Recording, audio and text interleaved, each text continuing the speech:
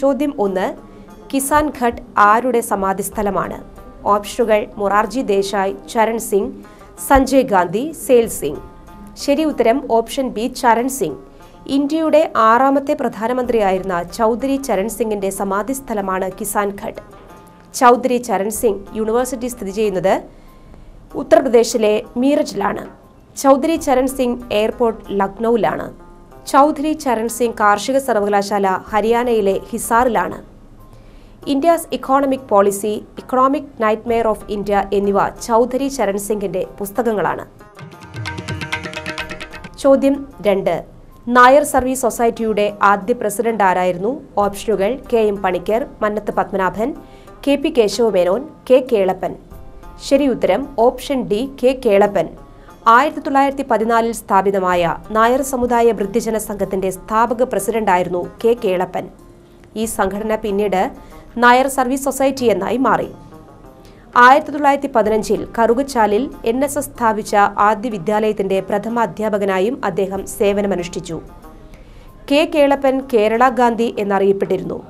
1959 തിരുനാവായ ഉപവാസ സമരം നടത്തിയത് കെ കേളപ്പനാണ്. 1931 ഗുരുവായൂർ സത്യാഗ്രഹ സമിതിയുടെ സെക്രട്ടറിയായിരുന്നു.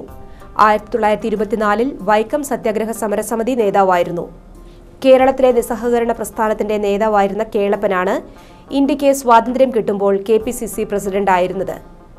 1940 വ്യക്തി സത്യാഗ്രഹത്തിന് ഗാന്ധിജി കേരളത്തിൽ നിന്ന് ആദ്യമായി തിരഞ്ഞെടുത്തത് കെ കേളപ്പനെയാണ്.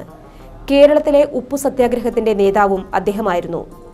1930 കോഴിക്കോട്ട് നിന്ന് പയ്യന്നൂരിലേക്കാണ് ഉപ്പു സത്യാഗ്രഹ ജാഥ നടത്തിയത്.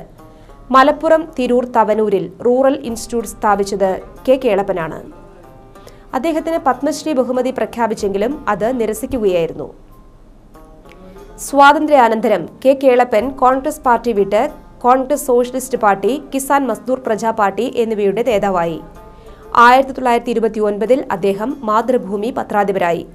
1938 മലബാർ ഡിസ്ട്രിക്ട് ബോർഡിന്റെ ആദ്യ പ്രസിഡന്റായി.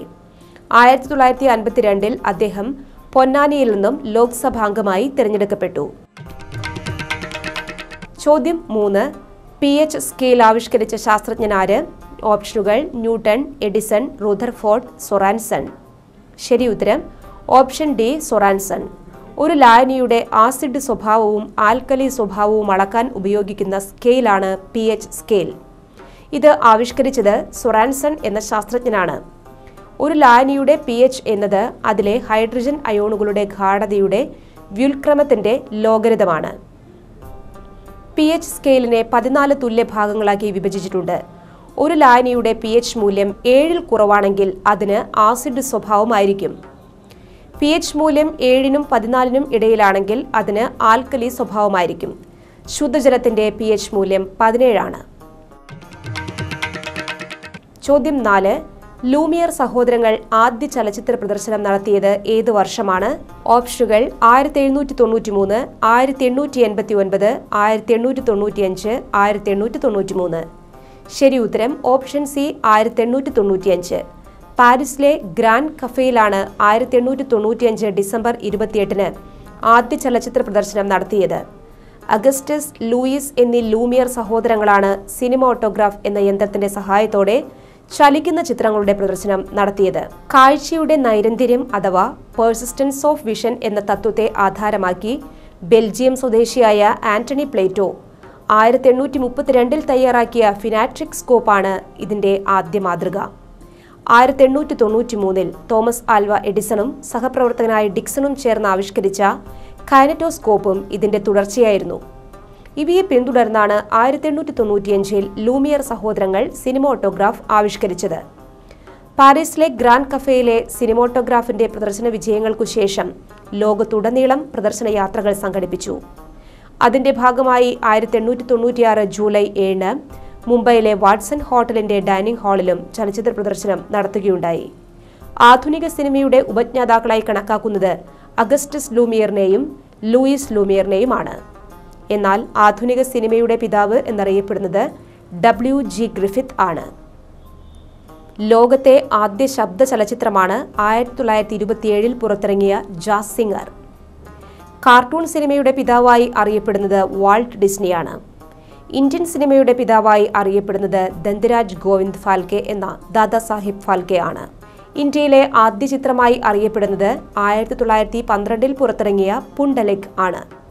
എന്നാൽ പൂർണ്ണമായും ഇന്ത്യയിൽ നിർമ്മിച്ച ചിത്രമെന്ന് ഖ്യാതി 1913 പുറത്തിറങ്ങിയ ദാദാസാഹിബ് ഫാൽക്കെ നിർമ്മിച്ച രാജാ ഹരിശ്ചന്ദ്രയ്ക്കാണ്. ഇന്ത്യയിലെ ആദ്യത്തെ ശബ്ദചിത്രമാണ് 1931 പുറത്തിറങ്ങിയ ആലം ആര. പൂർണ്ണമായും ഇന്ത്യയിൽ നിർമ്മിച്ച ആദ്യത്തെ കളർ ചിത്രമാണ് ആർദർ ഷിർ ഇറാനി സംവിധാനം ചെയ്ത കിസാൻ കന്യ. ഇന്ത്യയിലെ ആദ്യത്തെ 70mm ചിത്രമാണ് എറൗണ്ട് ദ വേൾഡ്. ഇന്ത്യയിലെ ആദ്യത്തെ തദ്ദേശീയമായ 70mm ചിത്രമാണ് 1975 പുറത്തിറങ്ങിയ രമേഷ് സിപ്പിയുടെ ഷോലെ. ഇന്ത്യയിലെ ആദ്യത്തെ 6 ട്രാക്ക് സ്റ്റീരിയോ ഫോണിക് ചിത്രവും ഷോലെയാണ്. ഇന്ത്യയിലെ ആദ്യത്തെ സിനിമാസ്കോപ്പ് ചിത്രമാണ് കാഗസ് കാ ഫുൽ. ഇന്ത്യയിലെ വമ്പൻ ബോക്സ് ഓഫീസ് വിജയികളുടെ പട്ടികയിൽ മുൻനിരയിലുള്ള ചിത്രങ്ങളാണ് ഷോലെയും ദിൽവാലെ ദുൽഹനിയ ലേ ജായേംഗെയും. ഇന്ത്യയിലെ ആദ്യത്തെ ത്രിമാന ചിത്രമാണ് 1984 ജിജോയുടെ സംവിധാനത്തിൽ പുറത്തിറങ്ങിയ മൈ ഡിയർ കുട്ടിച്ചാത്തൻ. മലയാള സിനിമയുടെ പിതാവായി അറിയപ്പെടുന്നത് JC ഡാനിയലാണ്. മലയാളത്തിലെ ആദ്യ ചലച്ചിത്രമാണ് 1928 പുറത്തിറങ്ങിയ വിഗതകുമാരൻ. ഈ ചിത്രത്തിന്റെ നിർമ്മാണം, രചന, സംവിധാനം, എഡിറ്റിംഗ് എന്നിവയ്ക്ക് പുറമെ ഇതിൽ അഭിനയിക്കുകയും ചെയ്തു ഡാനിയൽ. മലയാളത്തിലെ ആദ്യ ശബ്ദചിത്രമാണ് 1938 പുറത്തിറങ്ങിയ TR സുന്ദരം സംവിധാനം ചെയ്ത ബാലൻ. മലയാളത്തിലെ ആദ്യത്തെ നിയോ റിയലിസ്റ്റിക് ചിത്രമാണ് 1955 പുറത്തിറങ്ങിയ ന്യൂസ് പേപ്പർ ബോയ്. മലയാളത്തിലെ ആദ്യത്തെ വർണ്ണ ചിത്രമാണ് 1961 പുറത്തിറങ്ങിയ TR സുന്ദരം സംവിധാനം ചെയ്ത കണ്ടം വെച്ച കോട്ട്.